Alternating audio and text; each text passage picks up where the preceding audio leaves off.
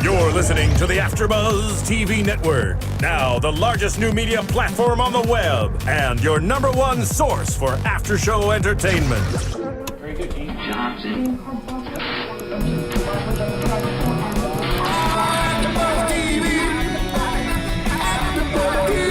From Los Angeles, California, and Maria Menounos, and streaming live thanks to Akamai Technologies, this is AfterBuzz TV Spotlight On. Spotlight On is a long-form interview series featuring actors and TV personalities. And now, from the world's #1 TV after-show platform, this is AfterBuzz TV Spotlight On. Hey, AfterBuzzers, welcome to a very special edition of AfterBuzz TV's Spotlight On. My name is Matt Lieberman, and I'm here with a very special guest today, comedian and actor Tone Bell. Yeah, man. Thank you for saying comedian and actor. Some people always go like actor, comedian. Yeah. I always prefer comedian, actor. Well, you were a comedian first. I was. People don't know that, though. Well, I mean, they should. Have they should. not seen your stand-up?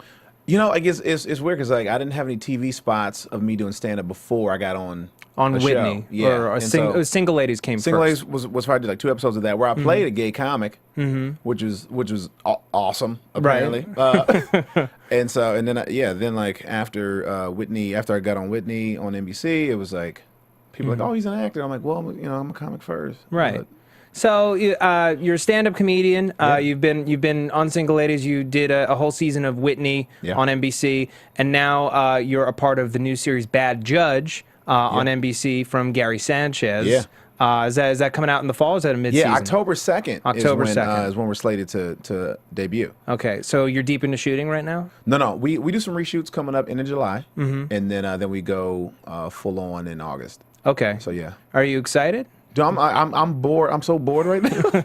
I had to cancel a bunch of stand-up dates because of TV coming up and like press and stuff. But, right. Yeah, man, I'm crazy excited, man. Like it's Kate is like Kate Walsh from Private Practice. Like she's super cool, man. Yeah. Like we hung out in New York for upfronts, all that kind of stuff, and like we've hung out on set, of course, too. But she's like one of those actresses that are she's like really like cool to be in a scene with. Yeah. Some actors, here's what people don't know, like when like they shoot her stuff first, like to make sure she's comfortable, right? And then when you're not as high profile, you shoot your stuff last. Right, and so then sometimes they'll skip leave. out. Yeah, they leave, and she's like, I got a good martini to go have, or like I got a happy hour to be at, or a baby shower or something. And then she's like, what do you, I mean, she goes full performance even when she's not on screen with me. And so, yeah, she's like, she's great. That's awesome. Yeah, man. Yeah, I watched some clips, and what really strikes me, not only is her character so very different from anything we've seen her do before, but the tone of the script, like coming from Gary Sanchez, is very different. I think for NBC, I feel like it's kind of an evolution of their voice comedically. Yeah. I mean, because you think about, I mean, Whitney was racy on NBC, and then you have this new thing that's like NBC goes very green a lot, like the easy joke sometimes, but now it's like, let's compete, man. Let's get into it. Let's get a little darker, and there's some moments. Yeah, there's some moments that you're like, wait, what network is this? And so it's like I mean, and those guys, they let us play. We get 2-3 takes of like, okay, we got it. Now do what you want, and I would love to see some bloopers because like Kate and I, of course, and everybody else in the cast are great, but we have some moments that are really funny, man. Sweet. So, do Adam and Will come to the set at all, or I've seen are they Adam. kind I of have not seen Will. Okay. But he was also shooting a new movie with Kevin Hart. Oh, while we were the hard Get Hard or something like that. Get Hard, yeah. Get Hard. And so so like that, he was doing that while we were shooting. But Anne Heche was there. She's an EP on the show, so Anne Heche was there like almost every day. It's kind of crazy for her to just like, hey Tone, could you? I'm like, hello, Anne Heche. What are you doing here? You know what I mean? And so Adam would be there occasionally. Anne is there, of course. Kate is the EP, so she's there most of the time. She's in, I think, every scene on the show. For this. But, right. Yeah, man. So tell me about when you first went in for the pilot. How many pilots did you go out for this season? It started off slow. Actually, oh man, I'm gonna say this, but I didn't. But I haven't said this to anybody else. Okay. I turned it down twice. Really? Yeah, I didn't. I was like, nah, I'm cool. I don't want to do it. And then my road manager read it. He goes, yeah, this is funny, man. You should like really read it. Because as a friend, of course, like when there's a role that people go out for, especially like it's a very specific, like ethnic or like young black dude.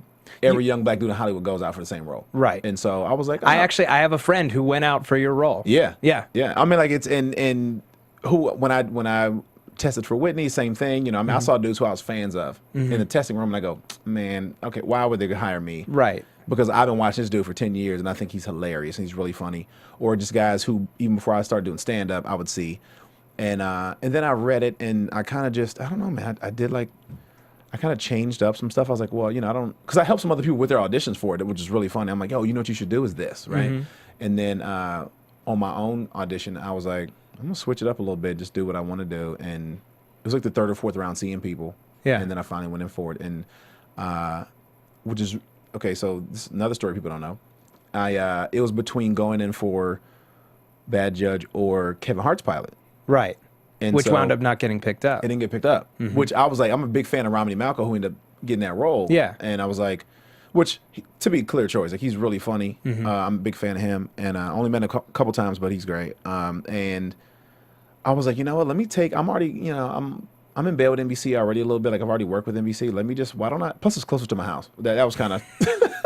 It's like the Adam Sandler excuse. Like, why can't we set it in an exotic I can leave like locale? 10 minutes before I can get there on time. Why can't we set this scene in a hot tub? And I sat with Chad Colchin, who wrote it. Yeah. And he goes, what do you think? I go, man, I love it, man. The team is super funny and super cool, and we get to play a little bit.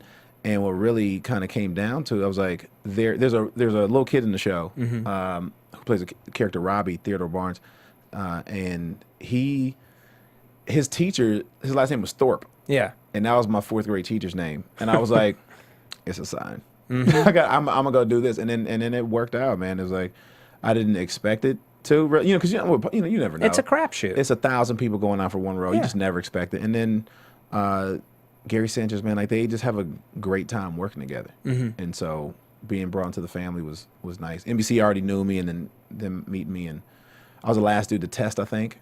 Then I was nervous. Because then they saw people after I tested. Okay. And I was like, come on, man. Like, It's like, if you want me, tell me. yeah, it's a very rough process, you know, because I went out like 3 times or whatever. Yeah. And did not have the best audition the day before, like 2 days before I tested.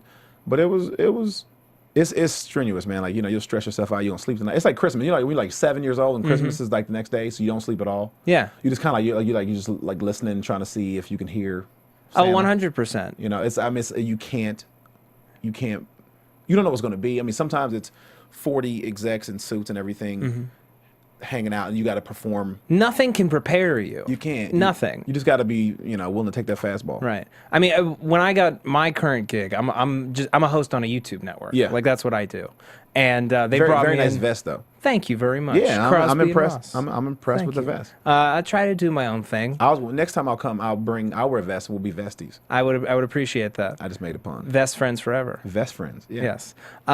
You know, they brought me in 3 times, and every time I could find something terribly wrong with what I did. The first time, you know, Always. right, like Always. sick as a dog. I had no voice. I'm dropping my lines. I'm trying to do these stories. Yep. You know, and then I'm just like freaking out for 2 weeks. They have me come back, and then the guy tells me, "All right, I like everything you're doing, but we have 2 major problems, serious problems." Okay. And the first one, he's like, "Your hair." I'm like, "My hair?" He's The like, hair. "Yeah, we dismissed a host because the fans didn't like his hair. What? They chased him off the network after 4 days." And I'm like, Were they watching on mute? I don't know. It's like, apparently this dude's hair was so bad that the fans had a revolt. And then I'm just like, what am I getting into? That's crazy. You know, it's like, it's the weirdest things that can prevent you from getting a job or that can seal the deal. I've not booked things because they go, you won't shave, and I go, why'd you bring me in if you wanted me to be shaved? Like, you saw the headshot. This headshot is with a beard. With a beard. So, no. I mean, and I go, it's negotiable, Yeah. but probably not. Yeah. But it sets me apart. But yeah, hair, like that's crazy.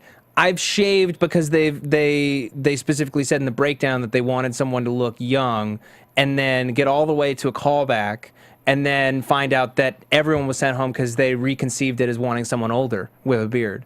Oh man. And it's like, it's the most frustrating thing in the world. Dude, I auditioned for Whitney probably with chemistry reads and tests and everything probably 6 times. 6 times. 6 times. What span of time was that? Was that a couple of months? Yeah, it was over the course of at least a month and a half. Okay. Almost 2 months maybe. Because, I mean, twice they go, no, they release you, they let you go. And then I came back again. I was on tour doing college stuff, and then I came back, and it was like... Yeah. I mean, like, it was like... Well, it's got to be the most infuriating thing in the world. Man. I mean, like... Because how are you supposed to relax? It's, you know, it's like, I may have to come back and spend money on a flight. And, I mean, I'm very, you know, of course, grateful it all worked out. But it was a very... I tested against a guy. I don't even know if I can say this contractually, but I'm gonna say it anyway. Sorry. But guy who is currently on Walking Dead right now. Really? And so I was like, yeah, he and I were.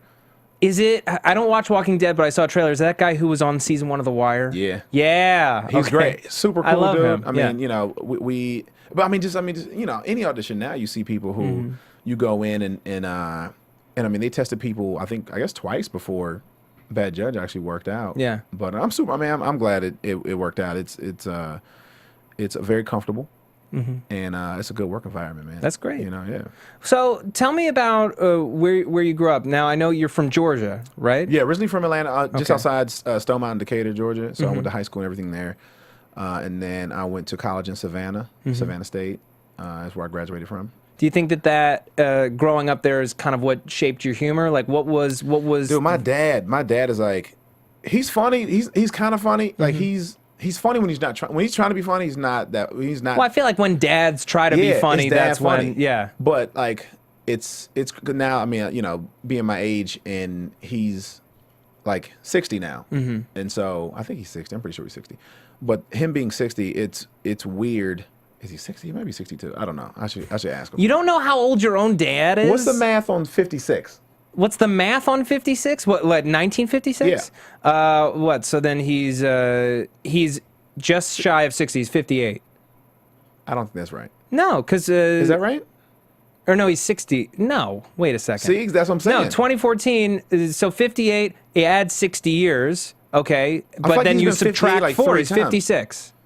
He's not. There's no way he's 50. How is he not 56? Because if he was born in 1958, okay, you add 50 years, that's 2008. I was born when they had me at 26. Okay. That I know. They got married at 23. Okay. My folks have been together for. They had you when they were 26. So if he was born in 58, so that's both have 1984. smartphones. We could- 1984, you were born, correct?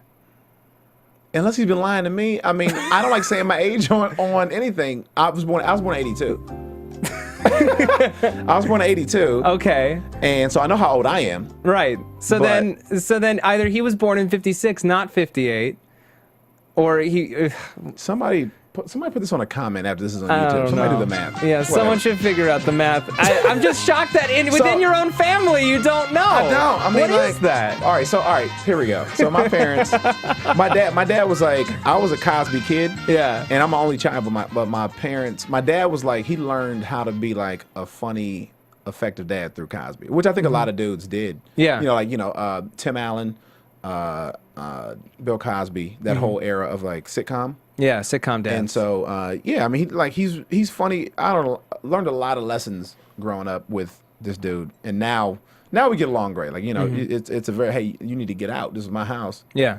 And I'm like, what? You just gonna put? He's like, yeah, no, you have to go. I left. You got to go. And so, yeah, he's great. My mom is really funny right now. She's I always on stage. I even go like, my dad is losing his mind mentally. My mom is going physically. Like, my mom can't hear. Yeah. Like, she can't. Like, she's supposed to wear hearing aids, but she won't wear them. And I'm like, Mom, you know, you should wear your hearing aids. It's, you know, it's.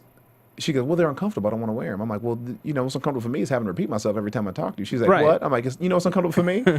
And so it's that, you know, but it's great now. Yeah. You know what I mean? So I, mean, I think they're really funny, man. I never thought about myself being I used to love stand up, but never thought I'd be a comic. And then I moved to Dallas. Yeah. I kind of hopped around after college, San Francisco and New Orleans and Miami. What were you doing when you were there? I had a corporate gig, man. I was doing marketing for Anheuser-Busch. Oh, damn. Yeah. Okay. I had like a real job. Wait, so then 401k. what did that entail? So I was doing like live events and like product placements, and I got into sales right at the end. I was like, I don't like being a salesman because I feel like I'm a liar. Yeah. And I just, you know, it's like a car salesman. It's like, you know, they make you feel like you're getting everything, but you're really getting nothing. And so I was like, man, I had a girlfriend at the time, and I was like, this is not going to work out. Let me stand up. It's like, I'm getting paid from doing this. Let me just start full time just doing this, and Yeah. I left corporate America in like April 2011. Okay. And so we broke up on like some BS. And then I should have said bullshit right there, shouldn't I? I probably should have. You probably should have just gone for it. Yeah. Now I was trying to people edit. think that you're just equivocating. And they don't believe anything. I wanted to say bullshit, but like, okay, so like she couldn't handle like the local kind of attention I was getting, like, girls and like couples and just like, people come out to see me and, Facebook messages and all that. I have a thing right now. So like all the people who watch this network I'm on, most of them are like teenagers. Yeah. And I get a lot of teenage girl attention. And it's really weird. She can't be mad at that. Teenage girl attention, and there's a convention next they're week. Fearless. They're fearless. They're fearless. Well, They don't next care. week there's a VidCon, which is a YouTube convention, and I'm supposed to go for 4 days. And boy. apparently nothing can prepare me for the onslaught of just like, it's like meeting the Beatles. I don't envy you at But all. they talk to the Beatles every day. Yeah. Yeah. Yeah. Yeah. It's gonna be weird. It's gonna be so weird. I don't envy you at all. It's a weird, she didn't know what it was going to be like, and even now I'm still getting kind of used to it. I mean, I go through pockets of like going through airports where people stop me, and So people do recognize you. Yeah, for occasionally. Single ladies for Whitney for what? Black people always never know Whitney, always know single ladies, especially like black women in their 40s. Yeah. always All know watch single always ladies. know single ladies. Yeah. Because plus I shot it in Atlanta where I'm from, and so like that's always a credit. But I just did 2 episodes of like Mind of a Man with D. Ray Davis, who I mean I've been watching him for a while too. So like being on his show was nice. So people know me from that a little bit. But I do Chelsea sometimes, and so I get different pockets of people. But who comes to shows like when I do stand up is single women and old couples. Like couples like over 60. Over 60, but they're still into the 'Cause stand-up. I do like half an hour on old people, just like talking about. Well, I going through some of your stand-up clips. There are multiple bits. Yeah, I talk about it a lot. Huh. And so it's So just like this young man speaks he to gets me. it. He gets it. it. Yeah, dude, and I have like there certain cities I go to. There's like old white dudes I hang out with. Huh. I hang out with just older, like 60-year-old white. We go have a beer or something, and it's like it's cool, but it's like we would never hung out 20 Yeah. years ago. Tone, let me buy you a shot and tell you about the world. And all you got to do is go, tell me more. And they got more. they got more stories to tell. Yeah, it's like you don't even have to write new bits. You're just getting them from these people they tell freely. me stuff, and people always like, oh, my grandfather, my aunt, and I mean, because I take some, stories about what people tell me, then I go like, oh, I can incorporate this into like something my grandfather or somebody else's grandfather or like somebody old in my like family that's done. So what was your relationship with your grandparents? It seems like they must have influenced you if you talk a lot about older folks. I mean, I didn't know them now. I mean, I know, well, my grandmothers I never knew because they passed before I was like old enough. But my grandfathers are still around. My dad's dad, like when I was working for Anheuser-Busch, who's like their headquarters in St. Louis, I would go and I would see him fairly often.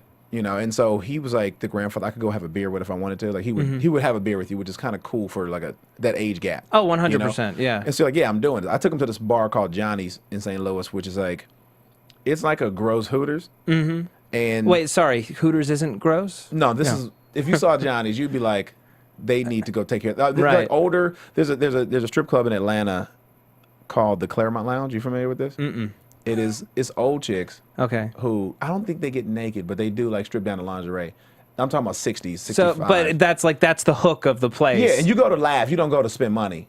Okay. It's funny. Like Yeah. you go to, and so. So there's got to be at least one guy There's who some dudes goes in there there because he's like, some this fetish is stuff. my best place. This is Yeah. my favorite spot. this guy who gets like a little bit more attention than you know what I mean? Yeah. But it's like, there are 2 locations in Atlanta, but Johnny's is like Hooters meets Claremont Lounge. Okay. And so it's funny. My grandfather goes, we put him on the outside of the table, kind of facing the wall. He goes, no, I need to sit on the other side so I can see this stuff. We're like, all right, Grandpa. You know what I mean? So like, this is the kind of place where like a chick will wear like a teddy, like an older, Yeah. over 50. Yeah. And then she'll drop your wings off in a boob, like a teddy will fall out. And you're like, should I say something or should I, and You can't tell if it was a mistake or not. absolutely, like she could have bought a large, but she bought an extra large, so these puppies will fly. You know what I mean? And Right. so, but it's and then my other grandfather, my mom's dad, is like super religious, like Okay. no liquor in the house, not even probably rubbing alcohol. You know what I mean? Like he was peroxide only, witch hazel. You know what I mean? Like Damn. no. Okay. And so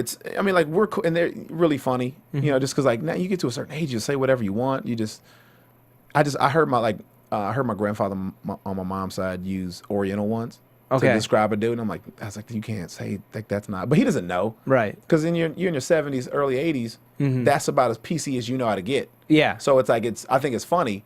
Because, you'll hear, I heard an old dude, once I was in college, and this dude who's probably late 70s he goes, what are you in school for? I go, your TV and film. He goes, oh, you're in the arts. Great. Honey, what's the name of that colored singer? And I go, whoa. Whoa. But if he was 45, they would have been racist. But the fact that he was 70, he probably did the best he could. You know what I mean? Like, he wasn't trying to be. Right. In his mind, he wasn't being malicious. racist. It wasn't malicious. He malicious. was trying to actually have a conversation. Yeah, he was trying to encourage me to keep going. Yeah. You know what I mean? But how do I not offend this dude? And color was the appropriate term in his heyday. You know what I mean? When he was my age, color was fine. Right. You know, it wasn't crass.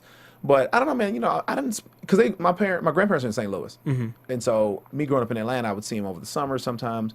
So it wasn't a lot of that old thing. But I don't know, man. Just now, like nowadays, in the last couple of years, I just watch and envy like old people a lot. Yeah. And I think it's just really, I think it's endearing. And like I mean, they come up to me after shows and they're like, "You have no idea." Like they go, "You're geriatric material," and I go, "I didn't say that." Yeah. But I mean, I love it, man. Okay. I think age is the privilege of life. Yeah. So you're not scared of getting old. No, I can't wait for it. Yeah. I thought about what I wore today, and normally, like anybody over 65 doesn't. Yeah. They're just throwing stuff on. They're just throwing stuff on. If it's comfortable. No belt, elastic. You know what I mean? It's like that's. Oh, yeah. No, I'm going to regress because, like, when I was 10, I wore almost exclusively sweatsuits because it was the most comfortable thing to wear. And then people start judging you, like, all right, let me doll it up a bit. You know what I mean? Like, let me be a person in society who people can trust. Because that's what's about trust and what if I dress? Because I mean, like, what if your accountant just wore sweats? You'd be like, oh, you don't know what you're doing. Exactly. Put a tie on so I can pay you this money that you might steal from me. Right. When I'm 65, I'm not going to be putting on this vest. No. I mean, if you do, it's going to be open with no shirt on up under it. That's true. You know I could do that now. You could. Yeah. But what would I think? I think I'd be like, who's doing this interview? I think you'd underestimate me at first, but then you'd be more wowed that the guy with no shirt. Hopefully, I stick around. Okay, well, we'll wait and see. Yeah, I mean, yeah. So you moved to Dallas. Moved to Dallas 2007, and it was I did theater in college. Yeah. TV and film, and it was one of those. How do I meet? Being a dude, how do you meet dudes if it's not through sports? Right. Don't know anybody in the city. It's hard. It's hard to make male friends. Like the older you get, yeah, it feels weirder to bridge that gap and be like, do you want to hang out? Yeah, it's like you want to grab a beer or something. I'm not trying to take you on a date, but how do you? I mean, because I don't know. I feel like even though girls say they don't like other girls, most girls are like, I have a lot of guy friends. I have a lot of girls. You're like, shut up. You have. Right. You watch TV together. You're in a book club. You do something. You can bond over something. I feel a lot easier. Mimosas at brunch. Whatever. Right. You know what I mean? I don't know. I feel like I've always had, when I go on like double dates, my girlfriend will bond with his girlfriend a lot easier than, say, like if I have a female friend trying to bond with their boyfriend, I always have trouble. Especially if they don't do anything you do. Right. Because I'm not a sports guy. Right. It's and I'm mildly a sports guy. I'm not like fanatic, right? But I do watch. And know enough that you can. Yeah, hang. I don't know where he went to college, but I mean, but I'm enough to like know where the team is. So so I get to Dallas, right? We'll get back to the subject. Okay. So I moved to Dallas, and it was like I kind of want to perform, but I stopped doing theater because I stopped wanting to depend on other people. Okay. I was like, if we were on a play together, you showed up late every day, I'd be like, why I'm making the commitment, you're not. Right. So I was like, I'm done with the idea of a cast. But how do I have a creative outlet where I can write and perform? And I was like, I've always liked stand-up. Let me try it. Nobody here knows me, so if I'm not good at it, I can just stop. Right. And then first time went up, and it was great. Like, people were like, oh, you familiar with this? And then, another time I ate shit. Yeah. Oh, and so, but it became addictive, and met dudes, had beers, watched sports, and then even I have my buddy who I met in Dallas. We moved out here together, and he's my writing partner, and so we have some stuff going on, our literary stuff going on, and it's like I said, 2011 was the year I decided to pull the trigger, man. So I did a couple years of almost 5 years of being there and doing road gigs and I mean, here's the point. When I got like my last boss hated the fact that I did stand up. Right. First couple. Is this when you were still doing marketing or? Yeah. Okay. So during the day I'm working for Anheuser-Busch, and then at night I'm doing stand up. So I'm going from 8 a.m. to 5 or 6, happy hours with clients, all this kind of stuff. Then go straight to the comedy club, out till 2, wake up again at 6, and do it again. Right. For years, did that. Yeah. And then I got to the point where I was traveling a little bit, and I couldn't keep up with the road dates and work. Like I was mixing the two up, and one time my boss calls me, he's like, "You showing up for this meeting?" I'm like, I'm in Cleveland. So he's like, "Are you doing stand up again?" He's like, "You can't have 2 jobs." I'm like, "You go fishing on the weekends. Why can't I do stand up?" You know, so. He's like, well, I don't get paid for fishing. Yeah, exactly. Yeah, so it became that whole. Okay. And so. Well, so what's the Dallas stand-up scene like? Because I did stand now. What does that? What does that mean? We had, there's some guys who are notable from Dallas, man. Yeah. Who now. Paul Varghese, very funny dude from Dallas. Christelle Alonso, who just has a new show. New show on ABC. Yep. So Christella got that this year. Destiny Barra, who's on Battle Creek right now, he's on Goldberg's a lot. Been in a couple of movies.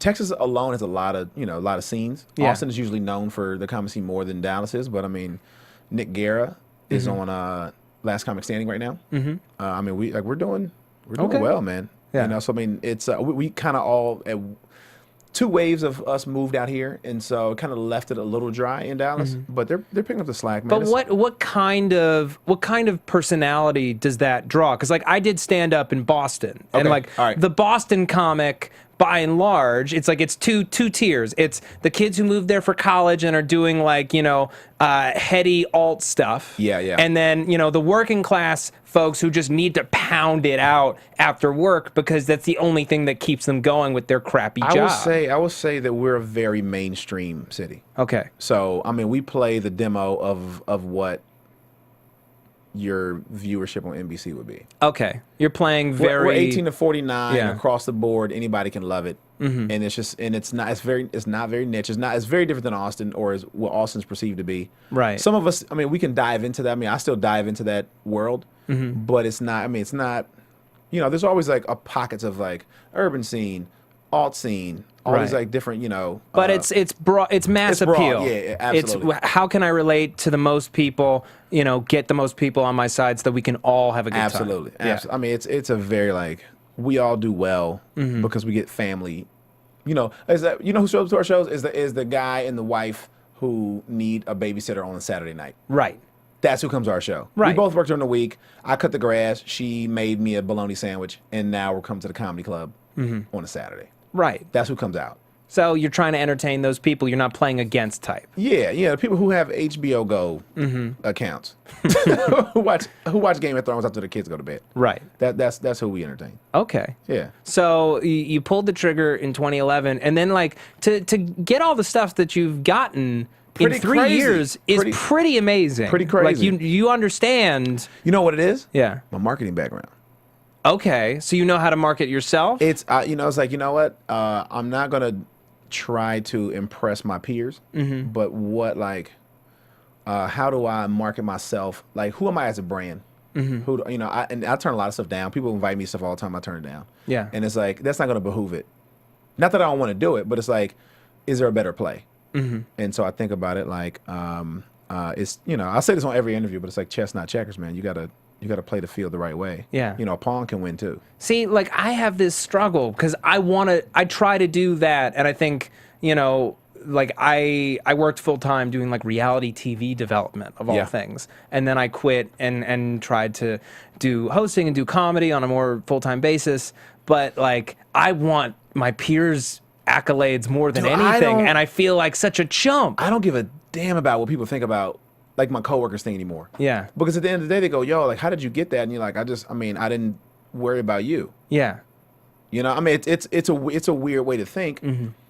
Because I hope you enjoy it, but if you don't, man, I can't slow down. Yeah. I can't slow down right now. So it is a weird place to be I don't hang out with a lot of people. I hang out with some of my Dallas people. I have some friends from out here, but I'll pop in. I roll solo a lot, and I'm by myself. And I think people do kind of recognize me sometimes, but I'm never with other people. Right. Because I'm friends with a lot of people that are on TV currently, but I just don't hang out a lot. Okay. And so, but it's I'm such a Are you just always busy, or you like being alone? Both. Yeah. I like my solitude at home. I like, my new place I have like a screen door, so I open it up in the morning, have coffee. Yeah. Can't see it from the street, but I can see you. You can't see me. And then I'll go show my face at the comedy clubs, and then go do 4 sets a week, and then I come home. Okay, so you're still doing 4 sets a week. Oh yeah, I mean I was doing 6 or 7 for a while. Right. But I mean, but then I realized I was actually I was baiting my peers. I was like, oh, I hope I can make you laugh. I don't care about the crowd, but now it's like, let me just be me. Yeah. I would rather just do what I do well, and then I'm done with it. Because like the idea is going to be there. Right. Of like what I'm trying to accomplish right now, but I'm not gonna force myself on you. Of like being like, who's funny? Because I mean, when's the last time like somebody like really got? Because their friend was like, who you need to book. We're all doing the same thing, So it's like I need to. Because I mean, really, if I don't do that, the next me is around the corner. Right. And so I got to be like, I'm competing against him, so I can't worry about it. Right. I can't look back. If I look back, you slow down. Absolutely. So I get that. So I mean, 2011, I moved out here, and it'll be 3 years. Okay. It'll be 3 years, like end of July. Okay. Early August. So not far away. No, not far away. Yeah. And then So how long was it from when you moved out to when you booked your first gig? 3 weeks. You have to understand the levels of hate. I was at the very shitty 24-hour fitness in like Van Nuys or something. Yeah. And because I'm not a gym person, but I was like, all right, I can get a free membership for like 3 months, and then I'll see if I want to continue with this. Somebody calls me, they go, hey, go to this Miller Lite commercial audition. Yeah. And I go, all right, I don't have an agent, but all right. Then I got a call back, and I'm like, oh, this is a good win, small win, makes me feel good. I'm castable. Yeah. And then I go back, and then they put me on a veil, and I'm like, I don't know what that means. Yeah. No, I mean, because I'm just answering the phone myself. Casting director's calling me. Who are you represented by? I'm like, I don't know. Just call me. Yeah. And then I book it, and that was great. It starts running for football season, runs for like a year, and then I book like 4 more commercials, and then Single Ladies comes up, and then I tell my agent, I'm like, this could be career suicide as a black dude. Yeah. Playing a Blake, because no other comic would do it. Right. New York to LA, nobody would do it. Right. Because I mean, like it's in black community, when you do something. Right. There's a stigma in the black community Of like, yo, like if you play gay, you're gay. Right. And so it's like, I don't mind playing gay. I actually was more worried about playing a bad comic. Okay. I was like, the material wasn't approved by me, and I was like, I don't want to do. They wouldn't let you do your own. But it's your from the own cast, jokes? man. Everybody on the set was amazing. Okay. So like that was way more comfortable after I met everybody. So do that, and then even before that airs, I book Whitney. Yeah. And then I do. But it was fun. I've never booked a guest star. Oh well, I mean, I guess maybe Single Ladies 2 episodes. Well, that was a guest star. But like a co-star, like not. I mean, I go into guest star auditions and I fall apart, man. I can't for some reason. Like what is it? 5 lines, 3 lines. I cannot pull them off. Right, because there's not enough there for you. It's not enough for me to like create who I want to. Because I think people, even up front, with how I deliver, because I think a lot and I'm taking my time and I'm kind of slow and stuff. And so when people see it, it's like you need 3 scenes to be like, I see what he was doing. He was setting this up for this whole time. For scene 3 is why this is funny now. Right. Whereas like 5 lines, I haven't figured out how to do it yet. I need to work on it, but yeah. What else? It's also like you have less at bats. Like you only have like 5 opportunities. It's almost like trying to book it. a print ad. Yeah. The words are just kind of there. Yeah. But what do you look like you should be in this scene? And I haven't found it to work for me. I booked another pilot, tested for a couple other shows and all that kind of stuff. And so,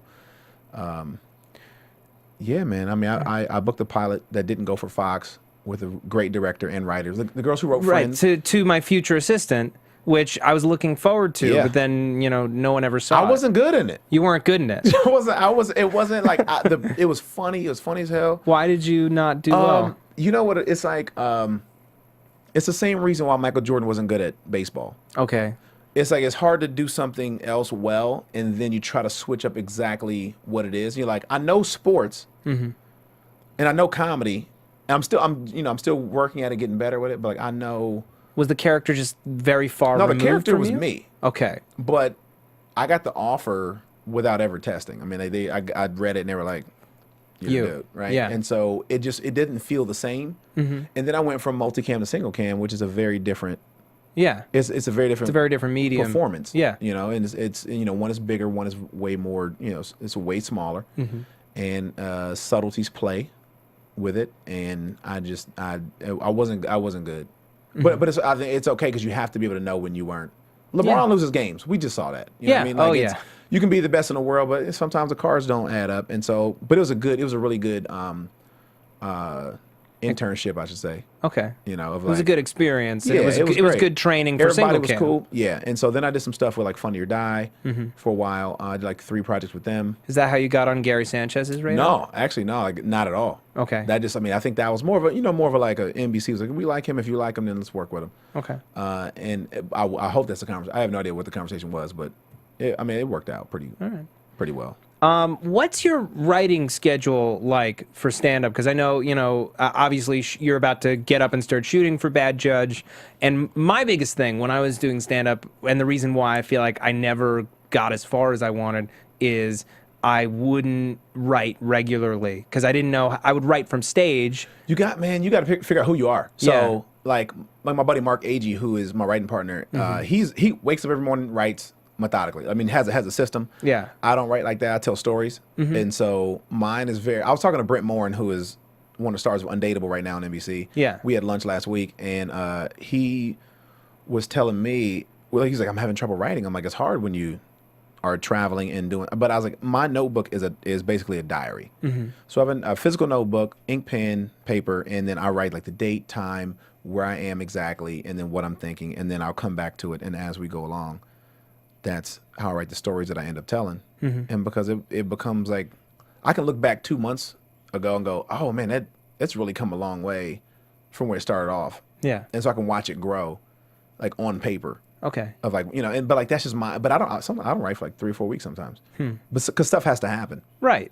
So like you have to live in order for, because I see people on Twitter that I crack up. And I'm that are like pure joke people. Like I'm jealous about how funny you are in 140 characters. Do you have a favorite Twitter follow? Jenny Johnson High Five is really funny to me. Yasser Lester, he's a writer and a comic as well. Yeah.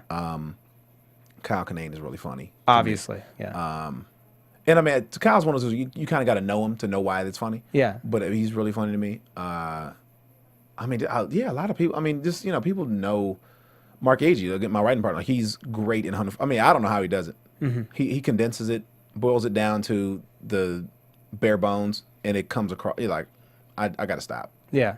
I don't even try. So you're not a huge Twitter guy? I'm not a huge. Like I try. I'll go if I'm out of town. I'll do a couple. I'll throw some out there and see if I get. But people know I'm not a huge on Twitter. But I talk to if I have fans on Twitter that hit me, then I'll talk to them, and I like start a conversation. But Instagram is like where I'm the best on Instagram. Okay. Yeah. All right, I'll follow you on Instagram. Yeah, man. That's what I'll give you that Insta follow.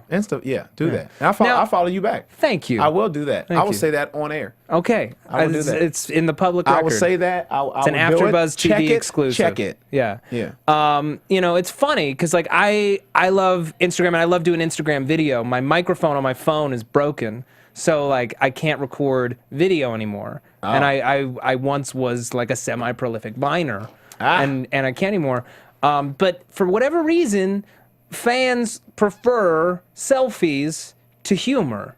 And that drives me insane because you can spend like a long time. You see something, you're figuring out how to caption it, and you might even spend like 20 minutes. People don't care, man. They don't care. People follow you. They don't follow that.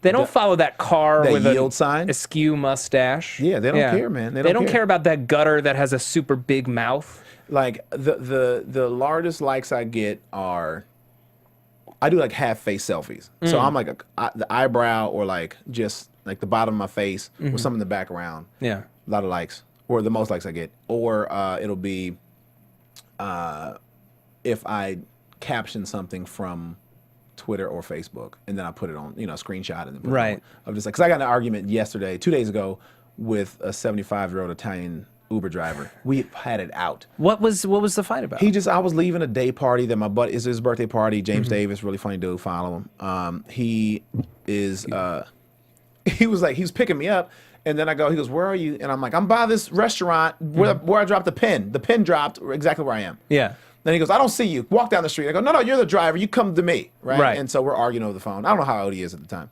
And so he goes, cancel the trip. I go, you have no idea, right? So I cancel the trip, and then I re-Uber, and then he picks up again. All right, I'm gonna try to find you. I go, all right, fine. And so we have like this whole back and forth, and then he pulls up, and then he complains, and he's like, you should have been on this corner. I'm like, I was on the corner, you weren't on the corner. So like we go back and forth until we hit like the 101. And isn't the whole point of Uber and Lyft and all of these that we're not having these arguments? First of all, and it's sad to say, I really don't like Uber drivers that speak American English. What is that? Do you just feel more comfortable with immigrants? Yeah, I do. Like, because I feel like I'm gonna learn something. I don't want to know. I don't want to do from Cleveland's problems. I don't want to know that. I miss Cleveland. Yo, man, are you that dude? Yo, man, don't just drive, man. I don't want to. And I mean, I get it, but I think a lot of Uber drivers here are networking. Okay. That's fair. I want an old dude, and so like by the time we get in the 101, he goes, man, I'm sorry, man, my wife just pissed me off. I go, it's okay, man, women do that. It's fine. You get in an argument. You probably did something. She was mad at you. She probably didn't tell you what it was. She just got upset with you for something else. We talk about he's on his third wife, and then he's like 75 on his third wife. He's complaining because she's never done Pilates with him. Damn. And I'm like, yo, man, it's like, you got to tell her. He goes, I try to tell him, and she doesn't get it. And so we start talking about I was like, I'm dating. He's married for the third time. We're going through this whole thing, and then but it's not about the Pilates, is it? It's got to be deeper. You know, because it's not the Pilates. It's he's trying to stay in shape. He wants to share. He wants to share something he loves with her. And he goes, she's never even attempted, man. Oh my God, 75, you going through this? 75. It never ends. It never ends. And I which taught me something. I go, man, I gotta learn something. And so by the time he pulls in my driveway, we hug. Yeah. He gets out the front. He gets out the driver's seat. He comes, come on, man. And I'm like, we have a nice long hug. And he goes, man, I'm sorry. He goes, you're gonna be my last ride for the day because I'm sorry, man. I want to go home feeling like this. And I was okay with it. I go, man, bring it in. Yeah. Bring it in. Well, I'll tell you, I was a Lyft driver. Were you? I was. Like right when Lyft launched in Los Angeles, I was a Lyft driver for a little under 6 months. And I would have the inverse of that conversation with other people. Like I had a conversation with a woman at 9 a.m. about the true nature of love that blew my mind. It blew my mind because she was in love with. So I picked them up from that hotel on Highland, just north of Hollywood and Highland, like the one where there's a restaurant called Spice in it. It's like a Best Western or whatever. Yeah. So I pick up a couple there, and I drive them to the W Hotel in Hollywood, drop off the guy, they kiss, he leaves, she gets in the front seat, and she's like, obviously kind of like distraught a little bit. And you know, I ask her what's going on, and she says, well, you know, we're both in music marketing, and we were at the first weekend of Coachella, and this weekend's the second weekend of Coachella, and you know he's going to go back to Chicago, and I might never see him again, and I've never felt this way about anyone before, and I don't know what to do. Oh man! And suddenly this is like sticky. My responsibility, and it's early. I mean, it's not even noon yet. Not even 9 a.m. And we're talking about like really heavy issues. You're talking about fate. Right, about fate at 9 a.m. So there's something really, really cool about these services and being able to share real things. I do like the exchange. I love like the meeting interesting people. I love it. I love to talk. But I think to me it's the same difference of it's the exact same thing of like I don't vacation in the country anymore. Okay. Like if somebody goes, oh, me in Miami for vacation, I'm like, that's a trip. That's not vacation. Like let's go to Spain. Yeah. Like that to me. So culturally, I need to learn something in order to make that a vacation for me. And that's mentally where I because you travel enough that it's not novel to just go somewhere all the time now. And so it's like people are like, let's go to Chicago for the weekend. I'm like, I'm in Chicago all the time. That it means. Name one restaurant that I haven't been to. Yeah, like I need to go do something that I didn't think I was going to do. And so, but yeah, I mean, I don't know. I mean, but it is interesting though. It's like to meet people, and then you kind of want to know that across the board is still the same.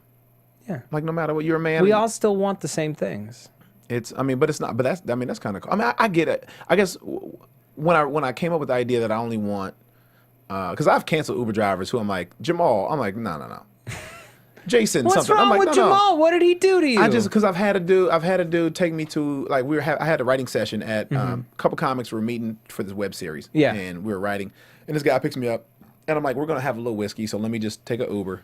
And this guy picks me up, and then within 12 minutes, I'm just going to Silver Lake. Yeah.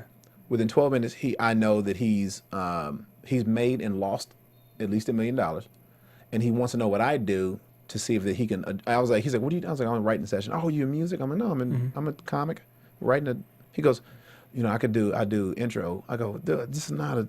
Yeah, this is not a job interview. It's not Starbucks. We're not meeting for this. I don't want you. Don't want a business card. If this is the case, you gotta take this fare off because this is work. Yeah, I was working too. You know what I mean? So like it was like I thought that was kind of weird. He's like, yeah, man, he's like, I'm 26, man. I lost my first $1 million 2 years ago, and I go, what are you terrible at things? Yeah. You know what I mean? Like, how did you lose $1 million and become a driver? And I mean, which is cool. How did he lose $1 million? It was only a 12-minute ride. I had it all the time. Oh, okay. You didn't have enough time. Yeah, he pulled in the 76 parking lot, and I was like, I gotta go, man. Oh, okay. Now, so the web series, is that the green room that you're doing for All Def Digital? No. So James Davis is in that. Yeah. Sidney Castillo. That was Sidney's idea, and then he kind of brought to life through Russell Simmons' ADD, and that's something we did last year. So what is it for people who don't know? It is it's like 3 comics who are all really good friends who we all do different things. James is on BT and MTV a lot. Sidney is he's on a new show on TBS right now called the Funniest Wins. It's called Funniest Wins. Okay. And so we've all done stuff separate of each other, but we all kind of audition together. Against each other, a lot. Oh, okay. And so James and I are almost for everything. And so we call each other Nemesis. But it's like 3 of us hanging out, and so the 3 stories we all have stories about each other that we end up telling. And so we cut to the story, and then we cut to like a little bit of stand up, and so it's just us hanging out as like buddies to talk about stuff that people didn't know about us. Okay. And so it gets a little raw, very real, and but I think people did learn a lot about us. Yeah. Great. Yeah, man. So what can you tell me about Jerks with Cameras? Jerks was a I hadn't hosted anything in a long time. Like hosted we have to read a teleprompter and stuff. Yeah. And so, but it was cool. It was a lot of fun. We shot the season with 4 other stand-up comics. Okay. Who all very funny, and then 4 other people who are not stand-ups but very like good at hidden camera stuff. Yeah. And so I was very much just the dude. Hey, welcome to Jerks with Cameras. We're going to commercial. We'll be right back. All that kind of stuff. Okay, so were you not doing the pranks? I wasn't actually doing the pranks, but I did see the pranks for the first time in studio. So like when you see them, I saw them for the first time too. So like that was very interesting for me. Of like some stuff I was like, ooh, that's rough. And then some stuff it was very funny. And we double takes of like I'll spit out water sometimes, and I couldn't hold it, but. They didn't air that. Did you have a favorite prank that you guys did? My favorite prank was nobody else's favorite prank. I think mine was just I think it was episode 1 actually. Well, I had 2 of them. Dante, who very good looking male model looking dude. He was on the beach giving out massages. Yeah. And he was just getting way too sexual with it and just kind of moaning. And so like dudes are like, yo man, like could you not? And he's like rubbing down on people's chests and he's like, yo man, you got to stop that. That, and then there was one where like it was a group prank where 3 of the guys had on construction vests and they're in Hollywood on Hollywood Boulevard, and as people walked by, they made it seem like something was about to fall. Yeah. And people just like run out, and I thought it was like super funny. That's really clever. Yeah. Yeah. And it's like people were like, oh shit, and they would like get the hell out the way. And I'm like, because anybody would, like as soon as somebody goes, oh shit, with an orange vest on. Right. And if they really believe it, if they really get into it, then we'll believe it too. Like you can't be I'm like, if you're just on your phone texting or something and somebody just goes, move, you like you just take, you're running the street. You know what I mean? You get hit by a Chrysler 300 trying to not get hit by a piano. Right. You know what I mean? So I thought that was really funny, man. Sweet. Yeah. So is that not coming back for a second round? Yeah. So as of now, no. Yeah. The ratings were good, but I just think the schedule of, if it does, I probably won't be hosting it. Right. Because now you've got your show and. Yeah. So and I think we did a full order of Bad Judge, and so I can't do both. But I got literary project that we're getting into right now. Do you want to talk about it? I don't know. It's not been announced yet. Okay. But it's in works. And so, we're negotiating right now, and it looks like it's gonna go through. Okay. So myself and Mark Agee wrote a project, and it's got a buyer. Okay. And so hopefully you'll see. Is it a movie? Is it a show? No, a scripted series. Yeah. Okay. Half-hour sitcom, based after one of my jokes, and so you got to bring me back now because I let you in. Yeah. I didn't mean to drop the F word. It's all right, man. All right. Well, I fucking said it. Yeah. Well, that one's All right, on you. you're gonna believe that one's All right. on you. All right, fine. Yeah. We don't always go back. You know, you're creating extra work. Our poor engineers, we told you how many shows we do a day. I only see one engineer. I see one engineer. That's what I'm saying. He's not even in there. Imagine, He's not even in there. Imagine that he has to do all 20 of those shows today. This is how the conversation between me and a 75-year-old went, by the way. Do you have? Do you remember the first joke you ever did? Yeah. What was it? Okay, so I'm trying to remember how it goes. Right. Oh man, I've been waiting for this question actually for years now. Yeah. I think my very first joke was oh man, it's not gonna be funny. It's okay. That's the whole point. That's the point. Yeah. It was occasionally I sit at home and I watch a lot of TV and I'll be up late night, you know, TNT, they'll have all these movies on and like they'll play like the trilogies and stuff, right? And I was like, I always wanted to be in movies, right? But not like an actor. I just want to be in movies that I don't belong in, right? I just show up, just me. Like I just pop up in like Lord of the Rings, right? And it's like me, like a bubble coat and Tim's, right? And then like Sam and Frodo get to like this like level of a mountain, and it's like me smoking a cigarette. I'm like, yo man, where's that ring at? And they're like, what are you talking about? How you know? I'm like, yo man, Gandalf's the homie. Stop that. Let me see that ring. And it was like this. See, it's just this weird play. It's a weird premise. It's maybe more of a sketch. But it worked. Yeah. You know, for my first, when I first. Oh, I think I did it for like 2 weeks, and then I was like, I need to move on. And then I did a story because it's always easy talking about midgets. I did this midget joke when midget was still okay to say, and then like swiftly after. You couldn't say. You have to say little people now. I don't know. I don't know that it was okay to say. Well, it was not in the last 10. I don't like all these words being years. taken away. To be honest with you, I mean, like I get it, and like if I saw a little person get upset, then I would be like, "Yo, we got to not." But I've only heard not little people talk shit about that word. Right. So if I saw like an Occupy movement on midgetry, well, or like little here's people, the thing. I feel like, and this is so not a pun, it's crazy. Yeah. There isn't enough visibility of little people as a movement, just because I don't know that there are that many. I disagree. I think there are plenty. Okay. And I think we would know more about. But I think it's just people wanting to be PC. Okay. I think it's other people want to create rules for. Because there's certain words I don't use on stage. Yeah. And if somebody goes, "Hey man, that's disrespectful," then I wouldn't. It's like, and I'm just going to say these words, but right. I mean, it's like saying, like just recently, you can't say tranny anymore. You can't say retarded. Like all it's like I get it. Yeah. And like if it's offending somebody, don't use them. You know what I mean? Or like the F word, the double G F word. Like you can't use that. Like I get it. You can't the N word. I get it. Yeah. But like if those people come out and go, yo man, we all don't like this, but if you have to use it for a joke and it makes it better, go ahead. I mean, I'm fine with that. Like, but yeah, sometimes people. I think it's soccer moms, man. Soccer mom is going to be ixnayed next year. Okay, that's hey man. They don't all play. They don't have all they get soccer offended, players. man. They get offended. Yeah. Like just because I buy juice boxes and baby cares doesn't mean that I can't. Well, people will always be threatened, and they're always going to project on other people. People are just bored, man. People are bored. People they want to take away our freedom. Well, I mean, I feel like now more than ever, since we're all so deeply connected, at the same time, there's more of an illusion of power than there's ever been. That's actually what my new show is about, actually, by the way. Really? Yeah. Oh. It's on that microscope of.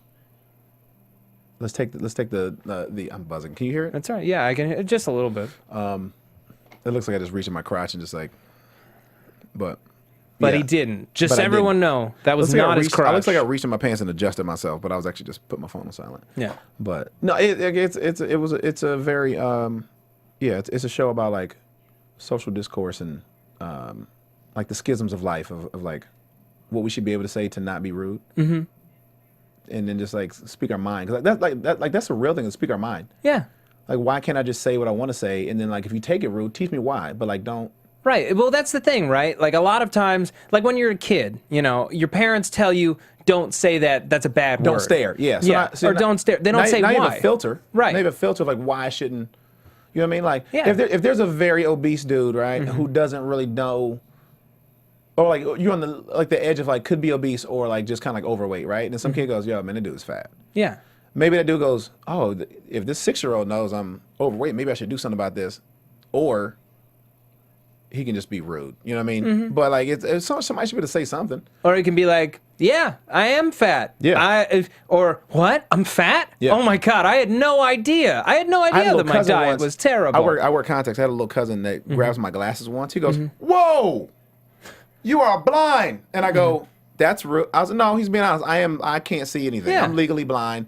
But that was just the truth. I'm not gonna get offended by it because I have a astigmatism. You know what I mean? Like it's what it is. There's no need to overreact. Yeah. Yeah. I think we all just, it's kind of like why we're all obsessed with putting hand sanitizer and making sure that we don't have anything dirty. We're just trying to section ourselves off, trying to prevent kids have to get sick, any man. pain. Kids Kids have to get sick or they'll get worse later on. Yeah, man. Yeah. Polio's on its way back. Yeah. I hope that's not true. It's hopefully not. Can you say polio? People get You can get offended? no one gets offended by saying polio. Hey, that is our word. First of all, polio became someone rolls up in a wheelchair. That is our word. Yo, so I do this joke about a dude with one arm. Okay. True story though. I saw this dude with one arm. Yeah. And yesterday I was at the West Side Comedy Theater, one of my favorite stages to work in Santa Monica, and a dude like on crutches lost his leg on a motorcycle accident like 3 weeks ago. Yeah. He goes, "Man, I'm just glad you didn't go to legs." Which shows you like he could take the joke. Yeah. He was on a motorcycle, accident happened, lost a leg, right? And so now I'm making a joke about one arm. He laughed. I saw him laughing. Yeah. You know what I mean? So it wasn't something that he thought was disrespectful. Right. And he wasn't going to, and honestly, if you had gone to legs, I don't know that I don't think so. I don't think he would have taken it personally. He just wouldn't want to be reminded of that event. He just said front row for a reason. Yeah. You know what I mean? Exactly. He knew that it was an occupational hazard of going to a comedy show. Yo, it's a thing. Yeah. People don't give other people enough credit for being able to take it. Yo, hey, you sit up front or bring it because you don't subject matter's gonna be different every time. You just don't know. Absolutely. So, I'm all about it, man. All right. Well, we're starting to wrap up. Is there anything else you want to talk about while you're here? I don't know. No. Okay. Hey, you got one last question? You want to wrap this up tight? I want to wrap this up tight. Tell me one thing you're looking forward to doing on Bad Judge. Like really looking forward to. I don't know if you've seen any scripts or anything or just anything. I have. The writers' room happened. The writers' room opened last week, so they're going through different storylines, and I know they've written, I think, like bare bones of 6. Okay. So like they're getting to work now. I want to, like, we're going to have a lot of guest stars, which is really cool. Gary Sanchez is going to call in a lot of favors, I'm sure. Chris Parnell is in the pilot. Is in the pilot, yeah. So he's so funny, really funny. I want some good interactions with people I'm fans of. So I hope Will pops in on the show. I'm sure that has to be an option. Yeah. There's a rumor about other, dream person to work with in your life. I'm a big Will Smith fan. I gotta be honest with you. Like, I would, even if it's just like a cup of coffee with Will Smith, I would. And actually, I got starstruck by Tom Werner recently, who is, Casey Werner from the Cosby Show and Roseanne, and all those shows from like the 80s and early 90s. Like, I met him and he goes, "Man, I've been following. You're very funny, man." And I go, "You know who I am?" Yeah. I mean, he owns baseball teams. You know what I mean? Like, dude's like a billionaire. And he's like keeps his ear to the ground. You know what I mean? So like that was kind of weird for me to meet him. But yeah, I mean, I like Will Smith, man. Matt Damon, I'm a big fan of. I feel like he's just as funny as he is dramatic. Have you seen The Informant? No, I've not. He is hysterical in that. Oh, is that with the makeup and like he's with like the corn subsidies in the 90s, right. and he's just a complete buffoon. Yeah, amazing movie. Big fan of him, man. Okay. I mean, even just like not to work with, even just to meet. You know what I mean? So, yeah. I don't know, man. Yeah, right. I'm cool. All right. Well, I want to thank you for coming on the show. Yeah, thank you for having me. Bad Judge premieres October 9th? October 2nd. October 2nd, you said. Yep. 9 o'clock. On NBC. On Twitter, where can the people find you? I'm at Tone Bell. Okay. At Tone Bell on Instagram and Twitter. Okay. Yeah, well, man. Thank you so much for joining us. For those of you at home, please check out Bad Judge October 2nd at 9 p.m. on NBC. Thank you so much. It's just been a blast. It's been fun. All right. Well, thank you all so much. And just keep checking back on iTunes for more editions of Spotlight On. Thank you. From executive producers Maria Menounos, Kevin Undergaro, Phil Svitek, and the entire AfterBuzz TV staff, we would like to thank you for listening to the AfterBuzz TV network. To watch or listen to other after shows and post comments or questions, be sure to visit AfterBuzzTV.com. I'm Sir Richard Wentworth, and this has been a presentation of AfterBuzz TV. Folks, you can find me on Twitter at Matt Lieberman. That's MattLieberman. And you can also find all my videos for SourceFed and SourceFed Nerd on YouTube. Plenty of shows here on AfterBuzz TV. Thank you all so much. Buzz you later. The views expressed herein are those of the hosts only and do not necessarily reflect the views of AfterBuzz TV or its owners or principals. Thank you for watching AfterBuzz TV on YouTube. For more of your favorite after shows and interviews, subscribe to our channel here, and be sure to share your opinion on the episode in the comment section below here. We'd love to see what you guys are buzzing about. Thanks again. Buzz you later.